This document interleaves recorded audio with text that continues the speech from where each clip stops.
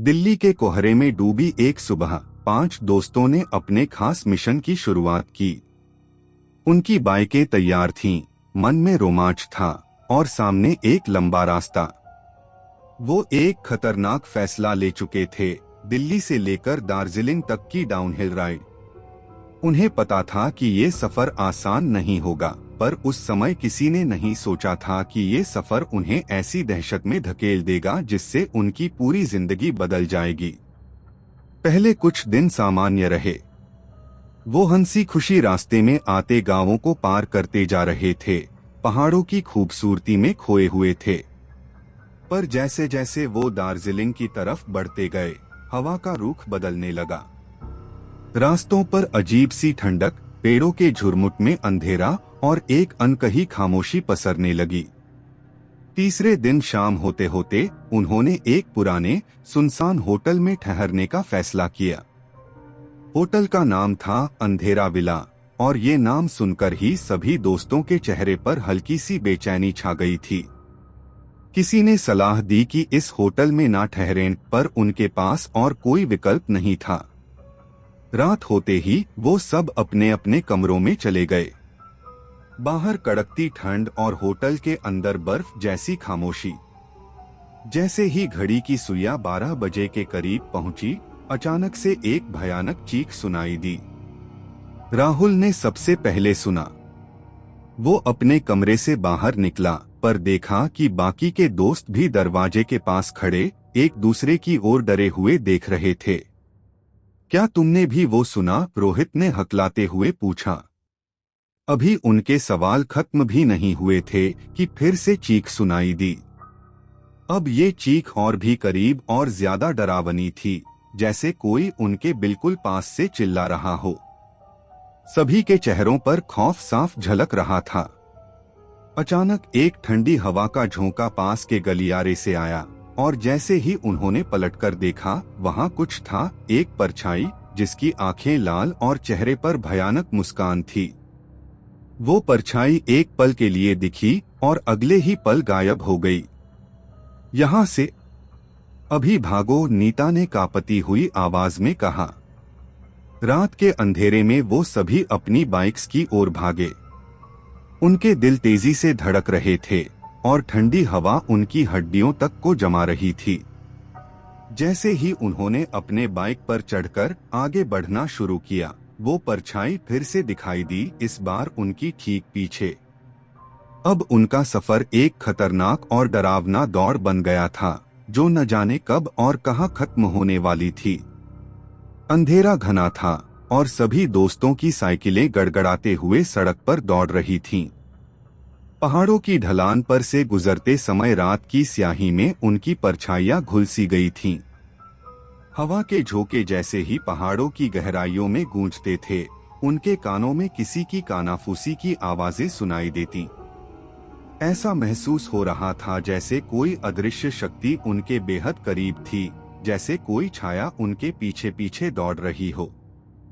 राहुल ने घबराहट में पीछे मुड़कर देखा, उसकी आंखें डर से चौड़ी हो गईं। पीछे उसे वही लाल आंखों वाली परछाई दिखाई दी। अब वो और पास थी, जैसे वो उन सबको अपनी ओर खींचने का प्रयास कर रही हो। भगो, उसे मत देखो, नीता ने चिल्लाकर कहा। पर अब उनके लिए रास्ता और भी डरावना हो गया था। जैसे ही वो आगे बढ़ते गए, उनके चारों तरफ पेड़ों के बीच से झांकते हुए चेहरे नजर आने लगे। वो चेहरे मानो हड्डियों से बने हों, और उनकी खाली आंखों में अजीब सी चमक थी। हर चेहरा, हर परछाई उनकी ओर घूर रही थी, जैसे उनके भीतर का डर पीना चाह रही हो। सुबह होने से पहले ही उनकी हालत बेहद खराब हो चुकी थी। किसी तरह वो एक छोटे से गांव में पहुंचे। गांव के लोग उन्हें देखकर कुछ फुसफुसाने लगे। एक बूढ़ा आदमी उनके पास आया, उसकी आंखों में दहशत थी। तुम लोग उस होटल में रुके थे? उसने एक कांपती आवाज में पूछा। रोहित ने जवाब दिया, हाँ, पर हम क्यों? बूढ़ा आदमी उन्हें ध्यान से देखता रहा, जैसे उनके चेहरे से कुछ पढ़ने की कोशिश कर रहा हो। फिर उसने धीरे से कहा, वो होटल भूतिया है। कई साल पहले वहां एक परिवार मारा गया था। उनकी आत्माएं अब भी वहां भटक रही हैं। जो भी उस होटल में रुकता है उसके साथ कुछ न कुछ बुरा होता है। उनके चेहरे की रंगत उड़ गई। अब सबको समझ आने लगा था कि उन्हें उस जगह से ऐसी खौफनाक परछाइयां क्यों दिख रही थीं। उन्हें लगा कि गांव में सुरक्षित होंगे, इसलिए उन्होंने एक पुराने घर में रात बिताने का फैसला किया। लेकिन जैसे ही रात के 12 बजे वही चीख की आवाज फिर से सुनाई दी। इस बार वो आवाज घर के भीतर से आ रही थी। किसी के चिल्लाने और रोने की आवाजें हर दीवार से टकराकर गूंज रही थीं। सुमित ने कांपते हुए कहा, ये आवाजें हमें नहीं छोड़ेंगी। हमें उनसे छुटकारा पाना होगा। पर वो कैसे छुटकारा पाते? जैसे ही वो सभी कमरे से बाहर निकले, सामने एक औरत खड़ी थी। उसके सफेद कपड़े खून से सने हुए थे और उसके लंबे बाल उसके चेहरे को ढके हुए थे। वो धीरे धीरे उनकी ओर बढ़ने लगी। उसकी आंखों में एक अजीब सी चमक थी और उसकी भयानक मुस्कान उनकी रूह कंपा रही थी। तुम मुझसे भाग नहीं सकते, उस औरत ने एक भयानक आवाज में कहा। वो किसी तरह उससे बचकर बाहर भागे, पर अब उनके दिमाग में एक ही सवाल था, क्या ये भूत प्रेत उनसे कभी पीछा छोड़ेंगे? उनके पास एक ही उपाय बचा था, इस भयानक यात्रा को छोड़कर वापस लौट जाना। पर यह आसान नहीं था। जब उन्होंने गांव के बाहर जाने का रास्ता ढूंढा तो उन्हें पता चला कि वो सड़क अब कहीं नहीं थी। जैसे ही उन्होंने गांव छोड़ा, वहां के पेड़, पहाड़ और रास्ते सब गायब हो चुके थे। अब वो एक ऐसे भंवर में फंसे थे जहां से बाहर निकलना नामुमकिन था। वो सभी अब उस खौफनाक दायरे में फंस चुके थे जहां से बच निकलना मुश्किल था। हर ओर सिर्फ अंधेरा था और उस अंधेरे में वो परछाइयां उनका इंतजार कर रही थीं। अगले दिन की सुबह हुई, पर अब तक उनमें से 2 लोग गायब हो चुके थे। वो अब कहाँ थे, किसी को नहीं पता था। बाकी 3 दोस्त खुद को बचाने की कोशिश में थे, लेकिन वो जानते थे कि उनके पास ज्यादा समय नहीं बचा। अब वो इस दार्जिलिंग की डाउनहिल यात्रा में फंस चुके थे और इस अंधेरे से बचना अब उनके लिए असंभव था। अब 5 दोस्तों में से सिर्फ 3 बचे थे, राहुल, नीता और रोहित। सुमित और अमन का कोई अता पता नहीं था। उनके अचानक गायब हो जाने से बाकी के दोस्त पूरी तरह डर में थे। उस खौफनाक गांव के अंदर फंसे हुए तीनों अपने बचे रहने के रास्ते खोजने लगे। राहुल ने कहा, हमें यहाँ से निकलने का कोई रास्ता ढूंढना होगा। वो अजीब सी औरत और ये भूतिया गांव हमें जिंदा नहीं छोड़ेंगे। दिन का समय तो किसी तरह गुजर गया, लेकिन अंधेरा होते ही सब कुछ और भी डरावना हो गया। जैसे ही शाम ढली, चारों ओर से सिसकियों और चीखों की आवाजें आने लगीं। हर कोने से उन्हें किसी की आंखें महसूस हो रही थीं, जैसे कोई हर पल उनका पीछा कर रहा हो। राहुल, नीता और रोहित ने एक छोटा सा घर खोजा और उसमें बंद होकर छुपने की कोशिश की। अचानक घर की दीवारों पर खून के निशान दिखाई देने लगे। कोई अदृश्य शक्ति दरवाजे पर खरोंचे मार रही थी, जैसे कोई अंदर घुसने की कोशिश कर रहा हो। नीता ने घबराते हुए रोहित का हाथ पकड़ा और कांपते हुए बोली, हमें क्या करना चाहिए? ये सब क्या है? हम इस भूतिया जगह से कैसे बच सकते हैं? रोहित ने अपने डर को दबाते हुए कहा, हमें शांत रहना होगा। जितना हो सके इस अंधेरे में छुपे रहो। बाहर जाने का कोई भी रास्ता आजमाना खतरे से खाली नहीं होगा। तभी अचानक उनके कमरे के बाहर एक धीमी हंसी गूंजने लगी। यह वही औरत थी जिसके सफेद कपड़े खून से सने थे। वो दरवाजे पर खड़ी थी और उसकी हंसी सुनकर उनके रोंगटे खड़े हो गए। तुम लोग मुझसे बचकर कहाँ जाओगे? उसकी गहरी, भयानक आवाज ने कमरे की हर चीज को जैसे ठंडा कर दिया। राहुल ने दरवाजा कसकर पकड़ा हुआ था, पर दरवाजा खुद ब खुद खुलने लगा। जैसे ही दरवाजा खुला, औरत ने अपना हाथ अंदर बढ़ाया। उसके नाखून लंबे और धारदार थे और उसकी आंखों में आग की सी चमक थी। अचानक राहुल ने रोहित और नीता को चिल्लाकर कहा, भागो, पीछे के रास्ते से बाहर निकलने की कोशिश करो। वो तीनों पीछे के दरवाजे की तरफ भागे। जैसे ही उन्होंने दरवाजे के बाहर कदम रखा, वो अजीब गांव एक घने जंगल में बदल गया। उनके चारों ओर सिर्फ ऊंचे ऊंचे पेड़ और धुंध फैली हुई थी। जंगल की गहराइयों में कदम रखते ही उन्हें एहसास हुआ कि ये जगह जानी पहचानी नहीं है। हर पेड़ के पीछे से आवाजें आ रही थीं, कभी किसी की हंसी तो कभी किसी की चीखें। उनके पांव जैसे जम से गए। हर कदम के साथ एक अजीब सा भार महसूस हो रहा था, जैसे कोई अदृश्य शक्ति उनके ऊपर हावी हो रही हो। राहुल ने धीमे स्वर में कहा, ये जंगल हमें पागल कर देगा। हम जहां भी जा रहे हैं, वो परछाइयां हमारे साथ चल रही हैं। तभी एक तेज ठंडी हवा का झोंका आया और उनके ठीक सामने एक लड़की खड़ी दिखाई दी। उसका चेहरा मुरझाया हुआ और डरावना था, आंखें पूरी तरह काली और खाली। उसने अपनी उंगली से उन्हें इशारा किया और धीमे स्वर में बोली, तुम लोग इस जंगल में नहीं बच पाओगे। यहां से कोई भी नहीं निकलता। अचानक से उसकी चीख गूंजने लगी। चीख इतनी तेज थी कि उनके कानों में जैसे खून जमने लगा। वो घबराकर जंगल के अंदर भागने लगे, पर हर दिशा से सिर्फ अंधेरा और ठंडी हवा के झोंके आ रहे थे। रात का अंधेरा धीरे धीरे सुबह की हल्की रोशनी में बदलने लगा।